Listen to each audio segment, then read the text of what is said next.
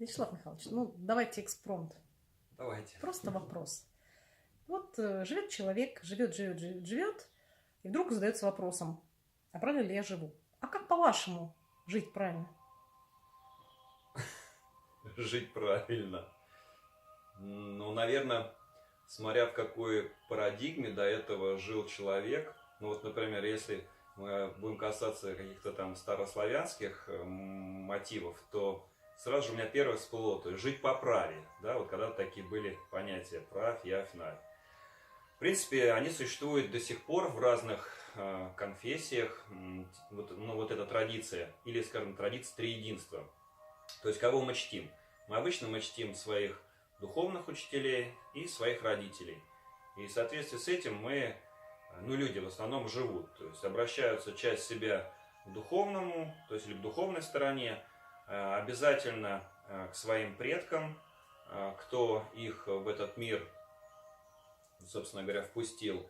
И уже центральная часть – это как человек сам непосредственно живет. То есть, наверное, этот вопрос больше касается вот этой срединной части, да, потому что предки нам даровали какой-то набор знаний, каких-то навыков, умений, по генам что-то передали, говорят.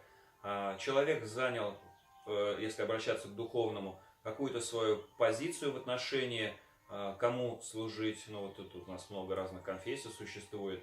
И я могу так сказать, что все конфессии, все какие-то духовные учения, они ведь учат все людей правильно жить. Вот опять же это слово, да, жить правильно.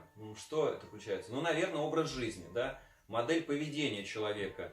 Наверняка я не ошибусь, если скажу, что все постулаты всех конфессий говорят о том, что человек должен быть добрым, порядочным, отзывчивым, помогать каким-то людям, кому нужна помощь, оказывать свою поддержку душевную, материальную тем, кто в ней нуждается, созидать, опять же, что-то в этой жизни, строить, чтобы вот эти старые пословицы воплотили в жизнь, которые говорят о том, что человек должен прожить жизнь так, чтобы не было ему, как говорится, не больно, не стыдно, да, за свою жизнь.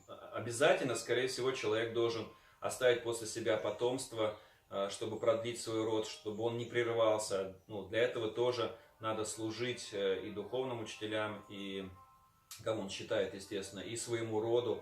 Потому что человек, существо, еще говорят, и я тоже поддерживаюсь этой версией, что человек это общественное существо.